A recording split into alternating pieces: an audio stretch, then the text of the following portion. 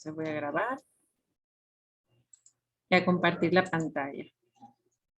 Bien, chicos, vamos a ver esta semana la clasificación de los grupos sanguíneos eritrocitarios. Déjenme ver si me deja. Bueno, lo voy a dejar ahí. De los grupos sanguíneos eritrocitarios, en este caso sería el grupo ABO.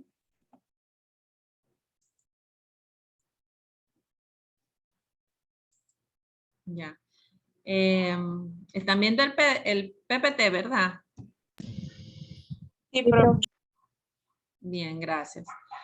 Entonces, chicos, tenemos el sistema ABO. Ya lo puedo poner grande. El sistema ABO es uno de los grupos sanguíneos más importantes por las implicaciones que tiene en la sensibilización del sistema inmunológico contra antígenos de grupos eritrocitarios, junto con el RH. Entonces, están definidos alrededor de 33 sistemas de grupos sanguíneos eritrocitarios. Solamente ABO, sabíamos, y RH. Deberían conocer ustedes hasta la fecha. Pero hay 33. Hay un total de hasta 297 antígenos, o sea, es bastante. Y hay un sistema que se están sentando las bases moleculares, que es el sistema Bell, que sería el número 34. Entonces, ahora con el advenimiento de todo esto de la biología molecular, se hace, puede decirse que un poco más fácil la colocación de antígenos eritrocitarios o la ubicación de esos antígenos eritrocitarios en los diferentes sistemas, antígenos que poco a poco se van descubriendo, y algunos que no pertenecen, o sea, que no encuentran ninguna similitud en las bases moleculares con donde se puedan entonces ellos ubicar, entonces se le denomina antígenos asociados. Ellos a veces están solos, y me imagino que poco a poco se van a ir descubriendo nuevos antígenos para hacer un nuevo sistema. Si pueden ver ahí la diapositiva, están los 33 grupos sanguíneos en la columna. En el número 1 está el sistema ABO y los tienen clasificados según la fecha o por orden de cómo los fueron descubriendo. El primero fue el ABO, Landsteiner, entonces ya fue el primer sistema que se descubrió, esos antígenos. Y el nombre del gen que promueve entonces la aparición de esos antígenos en los glóbulos rojos se denomina ABO, donde se encuentra, ahí están las diferentes localizaciones cromosómicas en donde ellos se pueden encontrar. El 2, el sistema MNS, el 3, el P1PK, el 4, el sistema RH, y por ahí para abajo entonces están muchos de los otros sistemas que fueron nombrados de acuerdo a sus descubridores o, por ejemplo, el sitio donde fueron descubiertos. Otros fueron nombrados por el apellido de las personas a quienes le descubrieron esos antígenos. Así que hay varias formas de poderlos nombrar. Lo que querían hacer con el sistema ABO es que a partir de ellos, de esa nomenclatura, se pudiera seguir entonces en orden alfabético, y lo hicieron entonces con los siguientes antígenos que se descubrieron en el sistema RH, que hay unos cuantos que también siguen en orden alfabético. Entonces ya ustedes conocen un poco, si han dado biología, ya ustedes saben estos términos que es muy común para nosotros. El término genotipo se refiere entonces a los genes o los alelos heredados provenientes de un gen. Por ejemplo, para un tipaje de sangre, tenemos el genotipo AA y AO, porque heredamos entonces genes de cada uno de nuestros padres, ¿verdad? El fenotipo entonces, ¿cuál sería? Solamente sería saber que la persona es tipo A. Cuando usted dice tipo A, no sabe entonces genotípicamente Si usted es un homocigoto, por ejemplo, un AA, o un heterocigoto, como por ejemplo un AO. Así que nosotros reconocemos es casi siempre en la forma fenotípica, es que estamos nosotros evidenciando estos, los tipajes de las personas, es lo que nosotros hacemos, pues ver el fenotipo prácticamente. El genotipo entonces muchas veces no lo podemos conocer. ¿Cuál es la distribución de los antígenos eritrocitarios? Miren que los antígenos del sistema RH, que son, o sea, un montón chicos y nada más, vamos a centrarnos en 5 la próxima semana y después de la próxima semana viene nuestro primer parcial, que sería para, ya les digo la fecha, hoy estamos a 18, 25, sería para, ustedes tienen, voy a verlos por aquí para ver.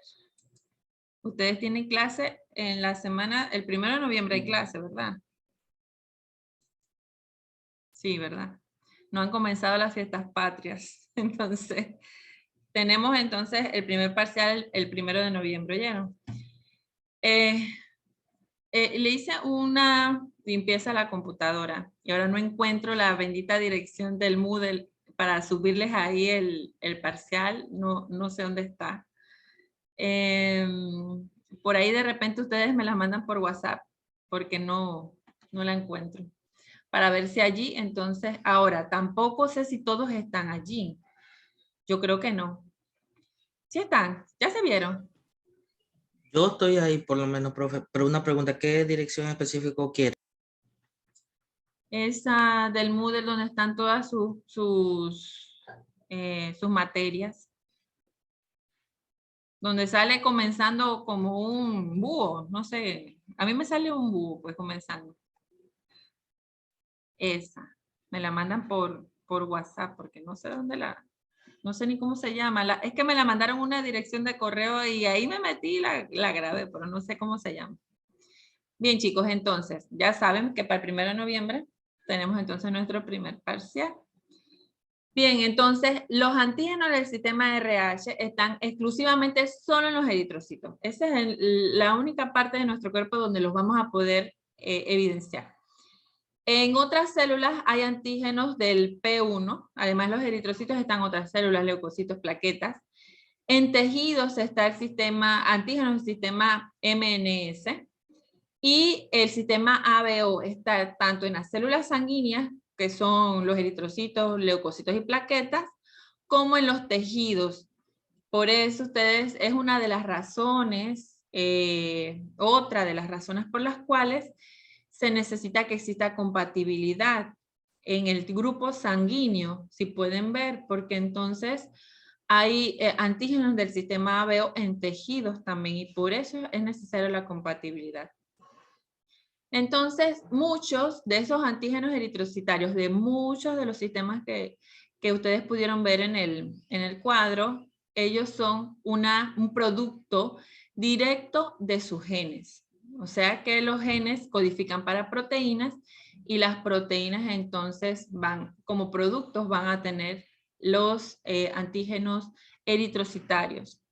Pero muchos otros sistemas, como por ejemplo el ABO, tiene genes que codifican entonces para transferasas, para enzimas. Entonces, esas enzimas lo que van a hacer es transferir diversos monosacáridos, este tipo de componente a una sustancia precursora para transformarla entonces en antígeno A o en antígeno B. Vamos a ver ahorita eso. Entonces, ese es el grupo sanguíneo ABO, trabaja de esa forma. Los demás, directamente, los antígenos son producto directo de la expresión de los genes. Entonces, Landsteiner descubrió en 1900 antígenos del sistema ABO. Es muy importante en la transfusión sanguínea el conocimiento de estos antígenos y en los trasplantes también. Porque una vez se haya producido en una persona un anticuerpo irregular, producto de la sensibilización con alguno de estos antígenos, esos anticuerpos, cuando llegan entonces a transformarse en anticuerpos de tipo IgG. Ellos son reactivos a 37 grados y son entonces lo que van a causar la mayoría de las reacciones transfusionales. Se puede producir entonces reacciones muy leves, de un rash o un pequeño brote, a reacciones realmente hemolíticas muy graves por este tipo de incompatibilidad, entonces, o por la presencia de los anticuerpos en la sangre de algún receptor. Entonces, es muy importante poder evidenciarlo. ¿Qué otros sistemas se comportan de esta forma? Además del ABO, el sistema Lewis y el P también tienen genes que codifican para enzimas. Esas enzimas se llaman transferasas. Cuando ustedes escuchan ese nombre de transferasa, significa que entonces que ellas transfieren reacciones o hacen reacciones, transfieren un determinado monosacárido o un azúcar a una sustancia, a una estructura antigénica que nosotros hemos denominado, nosotros no, yo no, bueno, el que lo descubrió lo denominó en una estructura antigénica que se llama sustancia precursora, que es una serie de monosacáridos que están como les digo, unidos de cierta forma. Entonces, así es que las enzimas, por medio de las enzimas, se construyen los antígenos A, el antígeno B. Tenemos otro antígeno, el antígeno H. Entonces, la base para que se construyan los antígenos A y B, que son los tipos sanguíneos que ustedes han realizado los tipajes, la base de eso es la construcción primero de una sustancia o un antígeno que se llama antígeno H a partir de una sustancia precursora. A las 5 o 6 semanas de vida intrauterina, o sea, el feto, estos antígenos eritrocitarios ya pueden ser detectados, pero es a los 2 y se prolonga hasta los 4 años que ellos pueden entonces ir reaccionando de una forma ya evidente, sin que haya algún tipo de equivocación, porque en las muestras de cordón umbilical o durante los primeros meses de vida, a veces no se logra, no hay tanta cantidad de antígeno, o tanta cantidad de transferasas para poder entonces fabricar estos antígenos eritrocitarios, y por eso yo creo que les dije la vez pasada que muchas personas dicen, no, pero si yo nací O y ahora soy A. No, pero si yo nací O y ahora soy B. Entonces, ese es el motivo. Uno de los motivos es eso, aunque eso ya creo que está en desuso, creo que ya no escucho a nadie decir eso porque se notaba más cuando los tipajes se hacían en placa o en tubo sin el suficiente cuidado, que ahora que se hacen en tarjeta, que es casi, o sea, el porcentaje de errores demasiado bajo, entonces eso se escuchaba antes. Ahora usted casi no escucha a las personas decir eso porque, les digo, con la tecnología entonces se ha mejorado muchísimo más el diagnóstico. Tenemos 4 posibles fenotipos en el sistema ABO. Y entonces nosotros decimos en el laboratorio que una persona pertenece al tipo A o al tipo B, al tipo AB, o es grupo O. Así nosotros lo denominamos. Y hay, además de eso, chicos, hay subgrupos de los grupos sanguíneos A y B. Hay subgrupos en cada una de esas categorías, pero son bastante, antigénicamente son más débiles. Rara vez puede tener significado clínico alguno de esos subgrupos. Creo que tengo por aquí unas diapositivas sobre esos subgrupos. Y la expresión fenotípica, o sea, lo que usted va a ver en la placa o lo que va a ver en el tubo va a depender de la edad del paciente. Ya vimos que pacientes que tienen meses de vida pueden tener los antígenos disminuidos, o pacientes muy ancianos también. O sea que puede variar esa expresión fenotípica con la edad, Con la raza, también dependiendo de la raza de la persona, puede tener más o menos antígenos, menos expresión fenotípica. Si hay otros genes presentes que alteren el comportamiento genético, si hay alelos comunes o raros, genes modificadores o enfermedades. El carcinoma de próstata produce la adquisición de un antígeno B que la persona no tenía en sus eritrocitos.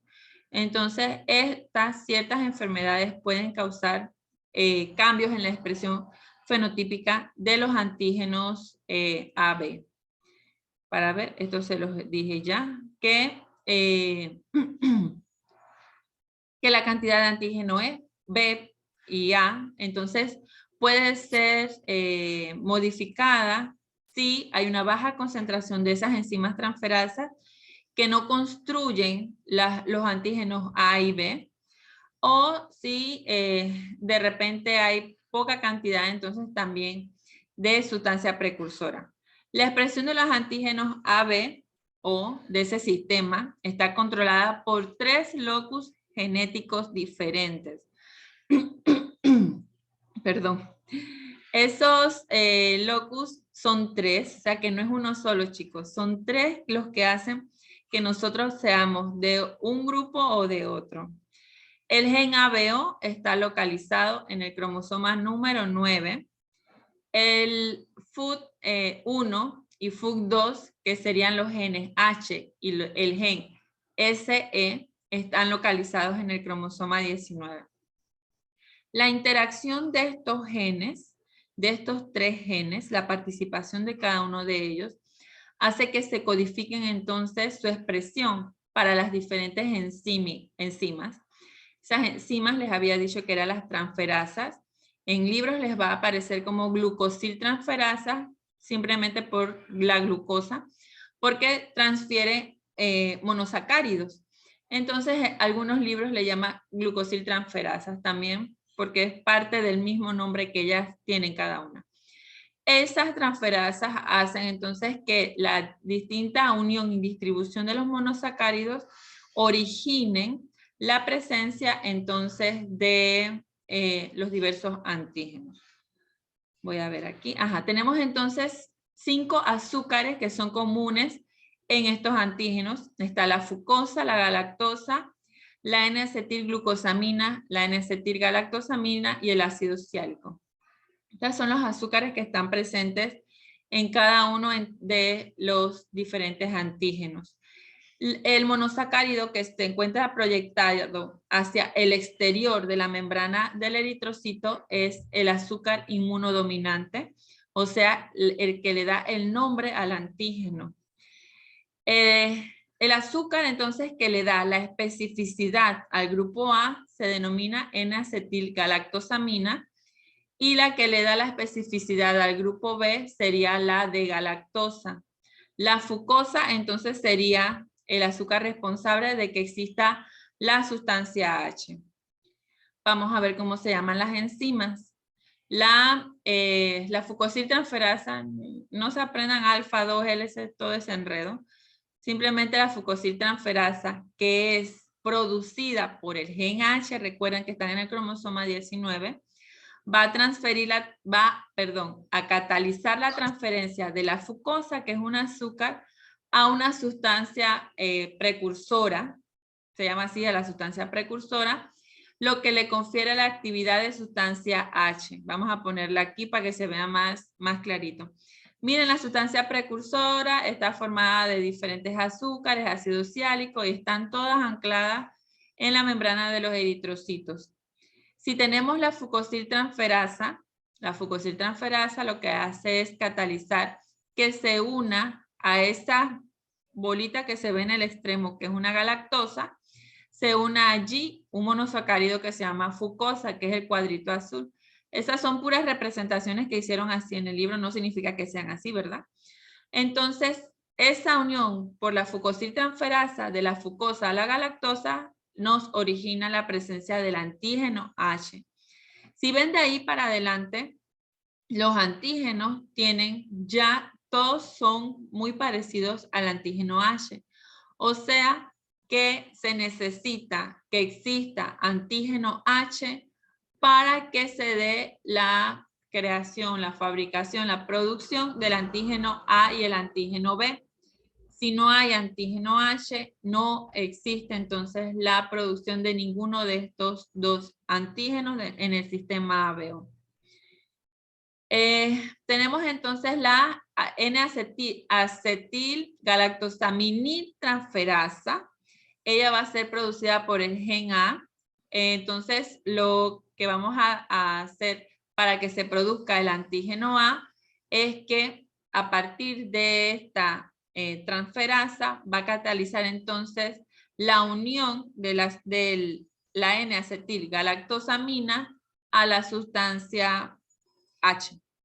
Aquí está, el antígeno A sería por la presencia de la N-acetilgalactosaminiltransferasa que unió la N-acetilgalactosamina al antígeno H para formar entonces el antígeno A. Eso nada más lo tienen que estudiar, chicos, no es nada del otro mundo. Y tenemos entonces otra enzima que se llama la D-galactosiltransferasa, que es la responsable de la unión de la galactosa al antígeno H. Las personas que tienen el grupo sanguíneo AB, significa que tienen tanto antígenos A como antígenos B en sus eritrocitos. O sea que estamos hablando que poseen las enzimas prácticamente, todas las que hemos mencionado, para poder que existan entonces esos grupos sanguíneos en sus eritrocitos. No existen antígenos AB, sino que esa persona tiene tanto antígenos A como antígenos B. Ya mencioné esto.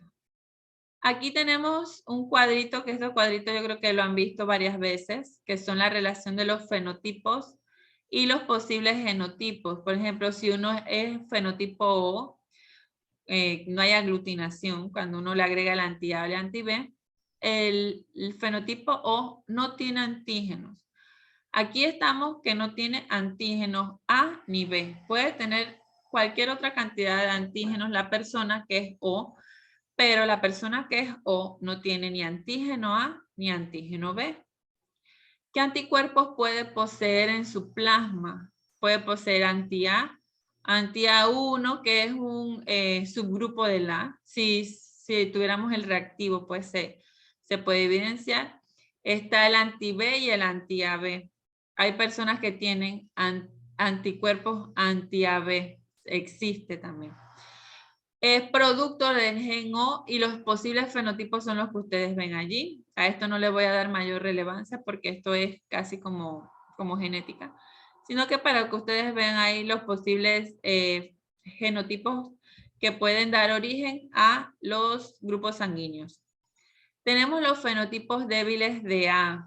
Ahí pueden ver un grupito A1, A2 y por ahí sucesivamente. Quiero que vean que miren la reactividad frente a los antis, que son sueros, al anti-A, al anti-AB, al anti-A1 y al anti-H.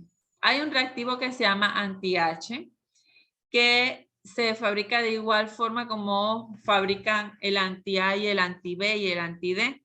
Hay un anti-H. El anti-H, ¿a qué se va a unir? A antígenos H en la membrana de los eritrocitos. O sea que si hay un antígeno que nos mide la sustancia, no es la precursora, sino que nos mide el antígeno H, que no se ha transformado ni en antígeno A ni en antígeno B. El anti-H lo hace. La persona que es A1, miren la reacción con el anti-A de 4 cruces, con el anti-AB de 4 cruces, con el anti-A1, por supuesto, porque es específico de él, de 4 cruces, y miren con el anti-H negativo. ¿Qué significa esto? Significa que esa persona, todas las transferasas convirtieron o transformaron toda su sustancia H en antígeno A. Todas fueron transformadas. Para el A2 de allí en adelante hacia abajo, pueden ver que tiene una fuerte reacción con el anti-A y con el anti-AB. No reacciona con el anti-A1 porque no es anti-A1, es A2. Pero miren todos los anti-H de ahí para abajo. ¿Qué significa? Que hay bastante cantidad, y todas son casi de 4 cruces, hay bastante cantidad de antígeno H que no ha sido transformado a antígeno A. Y por estas clasificaciones, diversos reactivos y diversos estudios, entonces los científicos pudieron descubrir ese montón de subgrupos débiles. Esos subgrupos débiles no hacen que ocurra algún tipo de reacción, así que no se estudian, no se monitorizan, no hay reactivos de ellos en los bancos de sangre para ver si la persona es un A, pero es un A3, una cosa así. No se estudia nada de eso, precisamente porque no hace ningún tipo de reacción, no causa reacciones en los receptores. Miren el B, en el B sucede lo mismo. Vemos entonces que, miren, aquí nada más hay 4 subgrupos.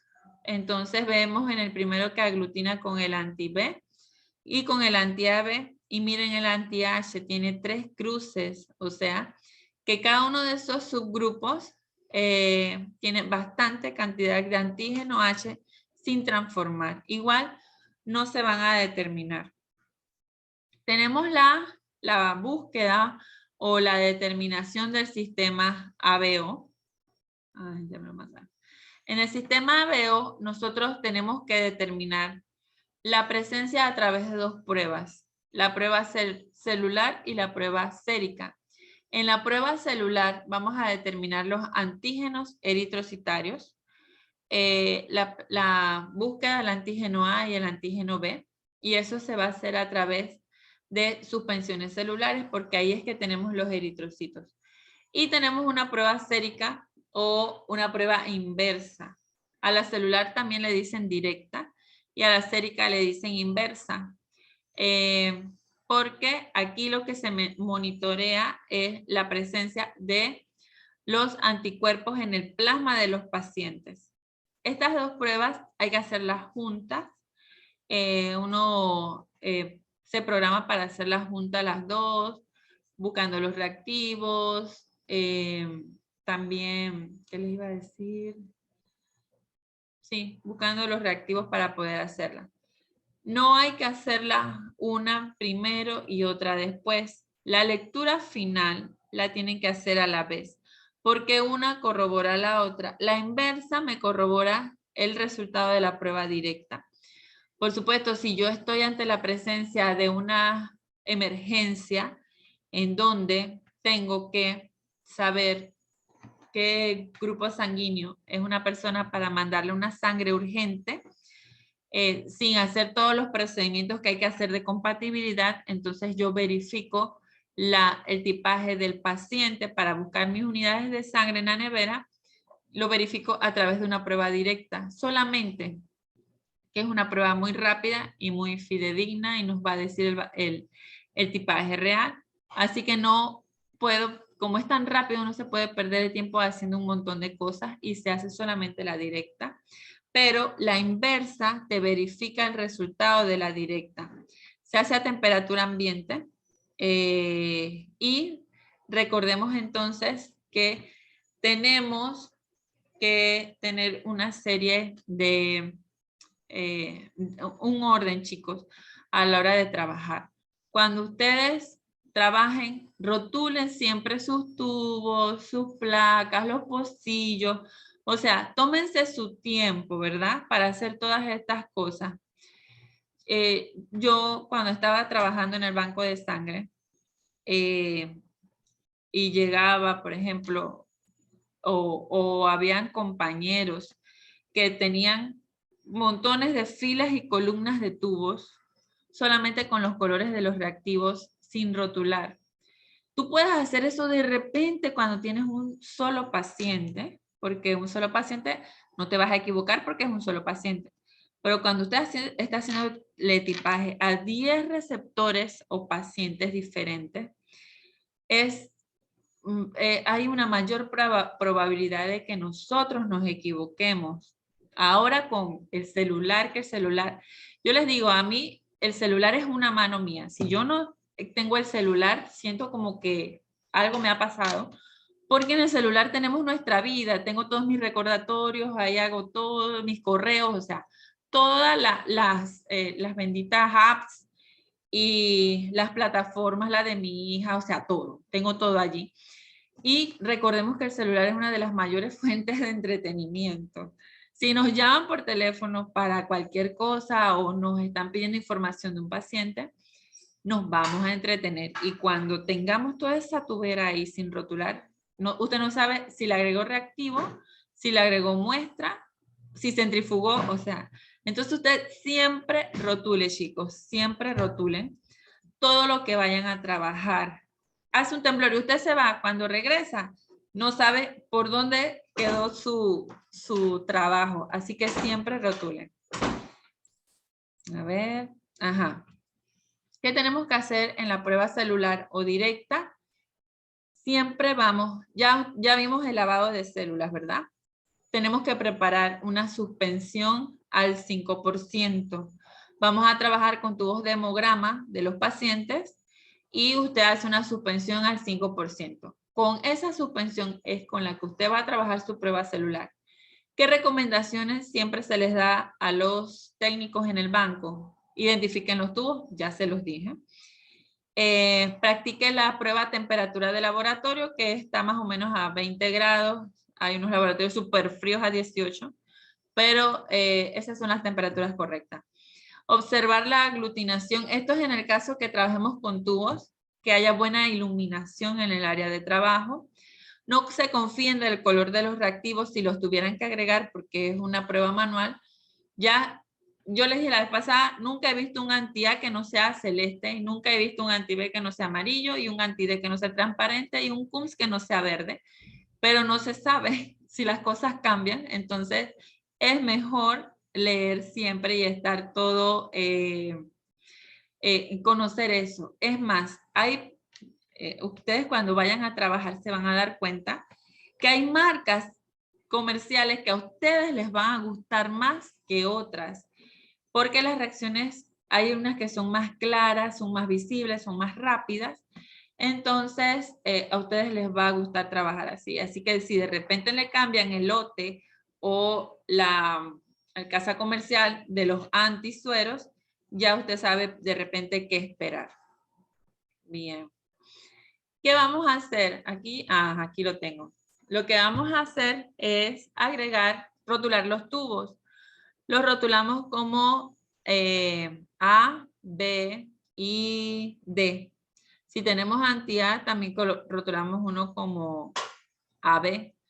Usted puede ponerle anti-A, anti-B, anti-AB y anti-D. Si quiere también puede hacerlo, colocarlo en el tubo. Y vamos a agregar una gota de la suspensión de los glóbulos rojos de ese paciente y 2 gotas del reactivo respectivamente a cada uno, según usted rotuló. Lo va a centrifugar y lo va a leer entonces por resuspendiendo. ¿Se acuerdan que se resuspende de forma casi horizontal el tubo? De una forma muy suave para poder que la unión antígeno-anticuerpo no se deshaga. Y usted puede ver entonces los diferentes botones. Los botones van a quedar como flotando en el medio de la reacción y un resultado de aglutinación nos indica que hay una reacción antígeno-anticuerpo y que sí esa persona tiene esos antígenos. Se aglutinó en el A, miren el cuadrito ese. Se aglutinó en el A, significa que la persona tiene antígenos A en sus eritrocitos. Se aglutinó en el B, que tiene antígenos B en sus eritrocitos. Si aglutinó en el AB, pues si tenemos ese reactivo. Si no lo tenemos, nos aglutina tanto como en el anti-A como en el anti-B. Así que las personas tienen antígenos A y antígenos B. Si no nos aglutina en ninguno de esos, entonces la persona no tiene antígenos ni A ni B y es un O. La prueba inversa. Déjenme ver si tengo. Ajá. La prueba inversa, ¿cómo la hacemos, chicos? Que serían los dos tubos que están a la mano derecha. Los vamos a rotular diferente. No podemos ponerle, mire que le pusieron 2 rayitas abajo a cada uno. No podemos rotularlos como A porque se nos van a enredar. Y ese plasma amarillo es casi igualito que el de la suspensión celular. Así que usted les puede colocar células A y células B. ¿Qué va a colocar en cada uno de esos tubos? En cada uno va a colocar 2 gotas del plasma del paciente. Antes de preparar la suspensión celular, usted puede ya haber agregado a esos 2 tubos plasma del paciente y después prepara su suspensión para la prueba directa. Le pone ahí y entonces hay otros reactivos. Estos reactivos también ya las casas comerciales las hacen. No tendríamos que hacerlo nosotros y vienen también en vialcitos con goteros, que son las células A y las células B. Las células A, que es un reactivo, usted le agrega 1 gota al tubo donde dice A o células A, y de las células B, 1 gota al tubo que dice células B. La centrifuga y la resuspende. Toda esta lectura usted la tiene que hacer a la par. Primero va a leer el tipaje directo y después el inverso. Se utiliza entonces las células A y las células B como fuente de antígeno. Se utilizan como fuente de antígeno para saber si en el plasma de ese paciente hay anticuerpos. ¿Cuáles son los anticuerpos? ¿Dónde los metí? Aquí. Miren el cosa otra vez, el cuadrito. En el grupo A, las personas que tienen antígeno A en sus eritrocitos tienen anti-B en su plasma. Esa aparición de esos anticuerpos regulares o naturales, habíamos dicho que es de forma espontánea, natural, etc. Así que esas personas, esa es una garantía para saber que si yo soy de tipo sanguíneo A, no me van a transfundir con otra sangre que no sea A. Porque si me ponen B, se va a aglutinar con los anti-B que hay en mi plasma. Así que me tienen que poner A. Las personas que son A tienen anti-B en el plasma. Las personas que son B tienen anti-A en el plasma. Las personas que son AB no tienen ningún anticuerpo porque ellas tienen los 2 antígenos. Las personas que son O tienen tanto anti-A como anti-B, esos 2 tipos de anticuerpos. Entonces, ya sabiendo esto, aquí en esta figura toda de bajo pixelaje, podemos observar que no aglutinó en A, en el anti-A, ni en el anti-B, ni en el anti-AB. Sí lo aglutinó en el RH, que es un antígeno D del sistema RH, no tiene nada que ver con el AB, O. Y me aglutinó en células A y células B. Significa que tiene tanto anticuerpo anti-A como anti-B. Y eso me corresponde entonces a un grupo sanguíneo O dentro del sistema ABO. Y como hubo aglutinación del RH, me indica la presencia del antígeno D, que es un antígeno del sistema RH, y se le dice que es ORH positivo.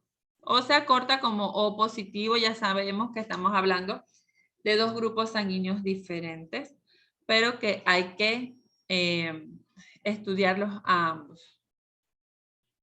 Bueno, esta interpretación es la que les acabo de decir. Discrepancias entre la prueba celular y la sérica, entre la directa y la inversa. Puede ocurrir que no se complementen o no sean, una no corrobore a la otra, porque dan completamente diferentes. Eso se debe a diferentes errores, como por ejemplo el error técnico, que es el error que nosotros hacemos por algo malo que hicimos. Los problemas inherentes a las células o los problemas inherentes al suero. Errores técnicos, chicos, que los tubos estén sucios, que la sangre esté contaminada con bacterias, una sepsis, etcétera. Que los reactivos estén contaminados, porque siempre se les dice que ustedes cuando agreguen las gotas de los reactivos no los peguen a los glóbulos rojos o a la muestra de los pacientes cuando las van a agregar. No los pueden pegar porque todo eso se contamina. Cuando no hacemos la proporción correcta en la relación del suero y del plasma, de los antisueros con las células, o o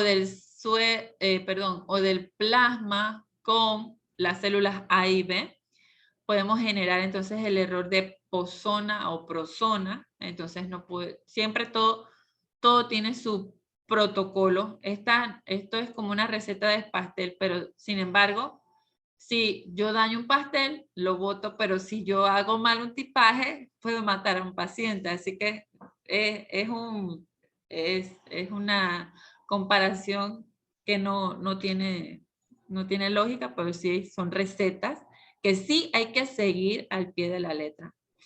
Cuando la centrífuga nos falla, a ver, ¿qué más? Cuando fallamos en las temperaturas, aunque aquí realmente no estamos incubando nada. Listo. Problemas inherentes a la célula. Cuando hay diversos desórdenes inmunológicos, puede ocurrir eso. Cuando los pacientes, uno le hace un tipaje y puede haberse transfundido con otro tipo de sangre. Cuando hay pacientes que tienen enfermedades inmunológicas como leucemia, enfermedades malignas, eso te altera los antígenos celulares. Y problemas inherentes al suero cuando hay presencias de anticuerpos irregulares en el suero de una persona o baja cantidad. Hay pacientes que tienen problemas en la concentración de proteínas o algo, y ustedes saben que eso incide directamente en la producción de los anticuerpos naturales, entonces eso puede alterar también. Pacientes que no se les debe realizar el tipaje inverso en los recién nacidos porque no han fabricado todavía sus anticuerpos. ¿Cuál es la manera de resolver las discrepancias, chicos? Cuando una cosa no les sale a la otra, generalmente uno repite, ¿verdad? Entonces uno siempre echa sus pasos hacia atrás. Algo hice mal yo. Así que, ¿qué vuelven a corroborar? En nombre de la papeleta, o sea, de la petición del tipaje, lo vuelven a corroborar con el tubo, que eso hay que hacerlo 1000 veces. Usted tiene que estar seguro que ese es Pedro Araúz 4, y que es lo mismo que dice la papeleta, que es una muestra de reciente colecta, que no es una muestra de ayer ni antes de ayer, que ya está viejo o algo que pueda alterar, que todos sus equipos están en las temperaturas correctas, que usted agregó bien todos los reactivos, que hizo bien todos los procedimientos. Cuando ya todo eso usted lo tiene pensado y sabe que es así, ¿qué puede hacer usted? Pida muchas veces, chicos, usted puede llamar, si están trabajando en hospitales donde los pacientes están hospitalizados, que en los bancos de sangre es en hospitales, entonces usted puede llamar a la enfermera o el médico que lo está tratando y preguntarle, doctor, me sale esto raro, el paciente tiene algo que yo deba saber porque las pruebas no me cuadran. Bueno, si el paciente tiene un cáncer de próstata, una cosa así. Ah, bueno, eso sí puede ser motivo de eso.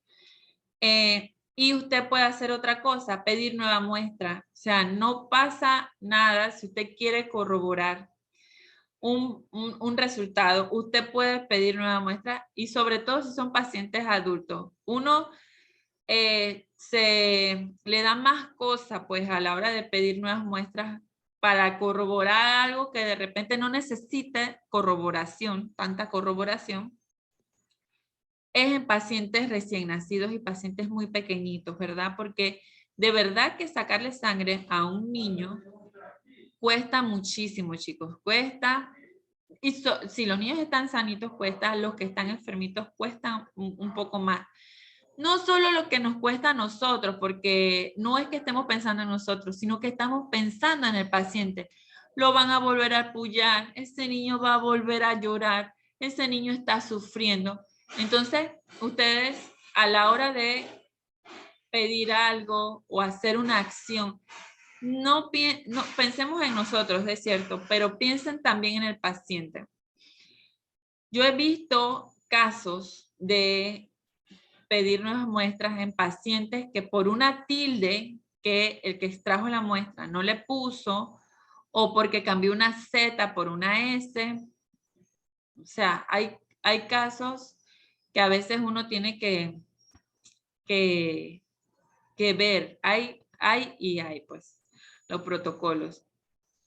Y si la persona que te extrae la muestra lo firmó y dijo que sí, que será el paciente, si un paciente que realmente cuesta tomar la muestra, uno ve qué hace. Yo creo que ya me di a entender. Entonces, hay formas en donde uno puede abordar diferentes situaciones, pero pedir una nueva muestra para este tipo de situaciones en donde comprometen directamente el resultado de todo, porque de aquí del tipaje es como el principio de todos los procedimientos. Entonces usted realmente tiene que hacerlo, ¿verdad? Para poder corroborar bien qué es lo que está pasando y no mandar una unidad que le va a causar entonces un daño al paciente. Hay un fenotipo raro. Fenotipo ya ustedes saben a qué se refiere, que es lo que nosotros hacemos en el laboratorio. Y es una ocurrencia rara. No es normal que ocurra. Entonces, hay un cromosoma, ustedes saben el gen H, que va a producir directamente la enzima fucosiltransferasa, que va a transferir fucosa a la sustancia precursora para transformarlo en antígeno H. Si ese locus tiene un gen amorfo, entonces no se produce la enzima, la fucosiltransferasa, y no hay transferencia de la fucosa, o sea que no hay antígeno H. Sabemos que el antígeno H es el precursor del antígeno A y del antígeno B. Sin antígeno H no hay ninguno de estos dos antígenos. Así que en la India, en una ciudad que se llama Bombay, que me daría ganas de ir por la comida y comer todo eso, pero debe ser bien caótico, ¿verdad? En esta ciudad se presentó por primera vez este fenotipo. ¿Qué pasaba? Que los pacientes eran erróneamente categorizados como pacientes O, porque cuando se les ponía o se les hacía la prueba con anti-A y anti-B, no daban, o sea, no reaccionaban y parecía un grupo sanguíneo O. Pero al agregarle el anti-H, entonces se dieron cuenta que tampoco daba. Si usted le agrega un anti-H a una persona que es O, las personas O sí tienen sustancia H. Lo que no tienen entonces es las otras enzimas para convertirse en A y B, pero sí tienen sustancia H. Las personas con fenotipo Bombay no tienen sustancia H, ya les dije, debido entonces a una producción errónea entonces en la enzima fucosiltransferasa, y todo lo que tienen es sustancia precursora. Así que estas personas, cuando se les hacía entonces el tipaje, no reaccionaban entonces con el anti-H. Pero ¿qué resulta? Que ellos, al no tener sustancia H, sí tienen un anticuerpo que es un anti-H en su plasma. Y si yo le transfundo un grupo O a un fenotipo Bombay, le estoy transfundiendo sustancia H o antígeno H que va a reaccionar con el anti-H que hay en su plasma. Así que es bastante peligroso esto. Ellos allá ya están, por supuesto, conocen la presencia del fenotipo y tienen todos los anticuerpos para poder entonces categorizarlos como fenotipo Bombay. Las personas que son de este fenotipo solamente pueden recibir transfusiones del mismo grupo, o sea, no del mismo grupo, porque no es un grupo sanguíneo, del mismo fenotipo como ellos. Solamente pueden recibir su misma fenotipo Bombay. No pueden recibir otra porque va a causar una reacción hemolítica bastante fuerte. A ver, chicos, ¿preguntas? Voy a dejar de compartir aquí. ¿Alguna pregunta No, profe. No, todo está claro. Más o menos, Una más o pregunta, menos. cuando usted se refiere que el antígeno H es precursor del antígeno A y B, es como productor, pues, de ellos.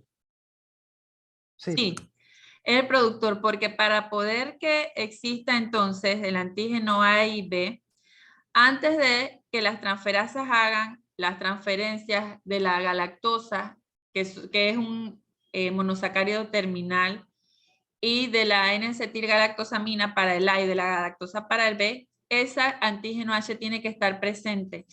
La fucosiltransferasa tiene que haber añadido una fucosa a la sustancia precursora, que es una sustancia que no tiene actividad antigénica válida para el banco de sangre o la inmunohematología, si no ha estado presente la fucosiltransferasa y transfiriéndole a ella una fucosa, perdón, para que se transforme en esa sustancia o antígeno H.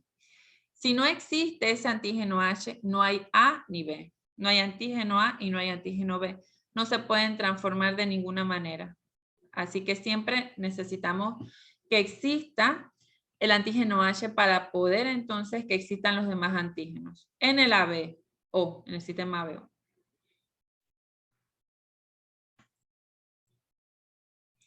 En otros sistemas, directamente el gen tiene la información y dice, antígeno M, te fabrican un antígeno M en el eritrocito, por así decirlo. Antígeno P te lo fabrican, pero en el sistema ABO no es así. Necesitamos entonces que estas enzimas existan para poder entonces que existan los dos antígenos que son los que están en el sistema. ¿Alguna otra consulta? Vemos la otra clase, algún videíto. Ustedes saben que es el laboratorio de nosotros, unos videitos, el videíto de los grupos sanguíneos, ahí se los pongo. Y seguiríamos entonces con el RH la otra semana, ¿sí? Si no tiene más consultas. Una pregunta, usted dijo que íbamos a ver 5 sistemas en todo lo que es la materia. ¿Se va a explicar así desde dónde salen y todo? Sí, no vamos a ver 5 sistemas, son 2. Los que te mencioné creo que eran 5 antígenos. Esos antígenos del sistema RH sí los vamos a ver la otra semana. Son 5 antígenos principales en el sistema RH que son los que producen las reacciones fuertes, entre ellas la enfermedad hemolítica de recién nacido por el antígeno D. Entonces, esos 5 antígenos son los más importantes que vemos entonces en la clase del lunes. Porque hay un montón más, hay un pocotón más de antígenos, pero no tienen tanta relevancia a la hora de las transfusiones, a la hora de que exista sensibilización.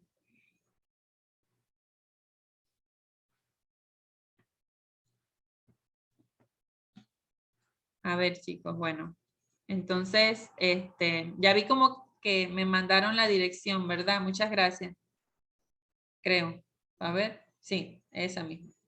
Entonces, voy a verificar si están todos. Ustedes son 26.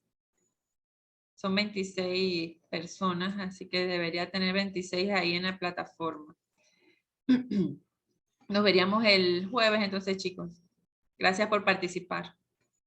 Les mando ahorita, les subo ahorita en el WhatsApp la grabación y el PPT. Hasta luego, profe. Chao, nos vemos.